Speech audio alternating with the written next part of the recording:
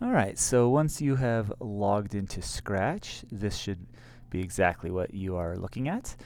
Alright, so the way that this is laid out, so here's our codes, and each one has, its own little colored category, but you could also scroll through these. It's just much less efficient to do it like that.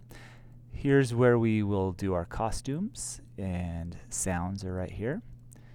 And this is where the code will go, and then this is where all the action takes place. Alright, so first of all, it comes with a little cat sprite. We're going to click on this little X to get rid of that. For this, we are going to create a background. So it's called a backdrop. And we have all of our little tools along the side, So what we're going to do is let's grab the rectangle. And let's see, we're going to change this, so don't worry too much about it, but let's get it at least close to what we're going to do. We're going to put like some grass in. So let's see, we probably don't need an outline for this. Alright, so I'm going to take my rectangle, I'm going to draw some grass, so you can see it go over there. Now if you go to the fill right here, notice we just have, you can make it brighter or darker or whatnot.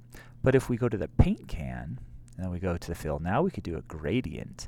So let's make it, so let's have it go from like a darker green to a lighter green. And then as you hover over it, right, it shows you what it's going to look like. So I'll click that. So now I've got a little gradient. Okay, let's use another rectangle for our sky. So let's make it blue.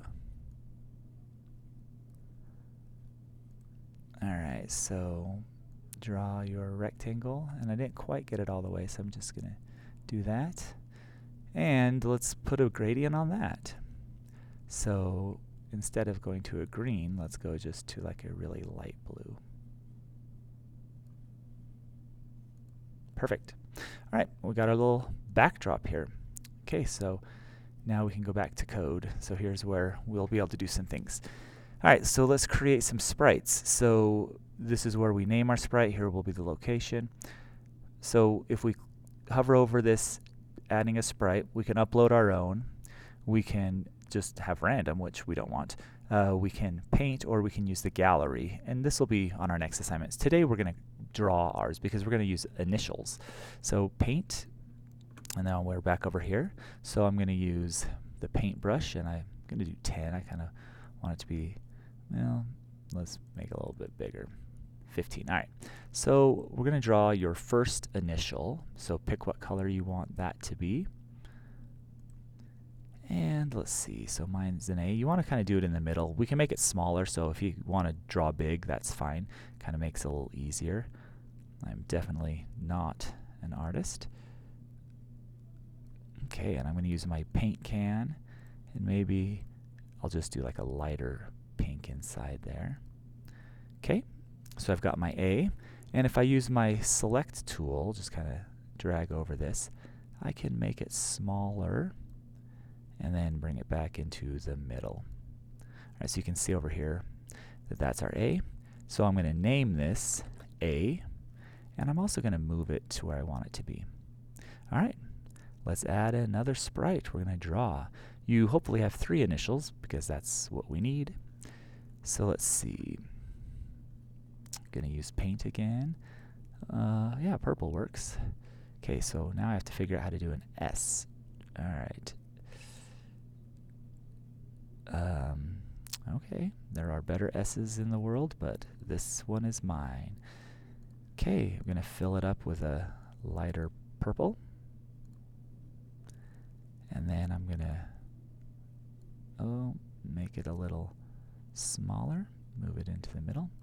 Okay, so I'm going to name this one S. Just put it right there. Alright, one more. So we're going to paint our sprite. This time I'm going to go with the blue. No, maybe yellow. Alright, so C, that's an easy one. Oh, you would have thought. However, there we go.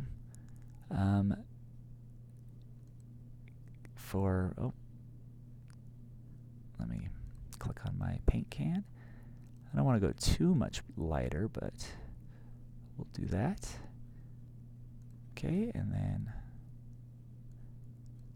make it smaller, put it there. Okay, I'm going to name it C, and I'll move it to where I want. All right, so if you need to pause to finish up your initials, go for it, because now we're going to add some code. All right, basically what we're going to do is we're going to have each of these move, but in a different way. So under our motion, we have move, we have go-tos, we have glides, right? We have all these different things. So first off, we want to do our A, so click on your A. And the very first thing we need is an event. So when this flag, so this is the flag to start. So when that is clicked, what do we want our A to do? So we go back to motion. So let's say we're going to have you go to a location. Now notice this is the location it currently is. So I'm just going to move this for a second. So 150, 104. So I want you to go to 150, 104. And then I want you to wait for 1 second, so that's a control. And then let's go to a random position, right? Who knows what that's going to be. And we will wait for 1 second. And then let's go back to our starting place. So that is, 121 and 61. Perfect. All right, so if I were to unselect any of these, right? Like if I just wanted to try just this one first, I could, right? Only when these things are connected will they all work. So if I run my A, it goes there, waits, goes random, waits, comes back. Perfect. All right, let's go to the S. So we need our control, our event. So when clicked, what is S going to do? So let's say, now notice we can change the direction of our sprite, so point in direction, point towards. So let's point in the direction of up, right? So that'll be a 0. And then we are going to go some steps. So let's say 100 steps. And then let's have it wait for a second so we can see the results of that. And then we're going to have it point back down, so point in direction 180, and move, just unclick one, double clicking FYI, runs the code.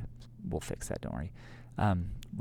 So it's going to move 100 steps, and then let's wait 1 second, and then to end, actually, let's have it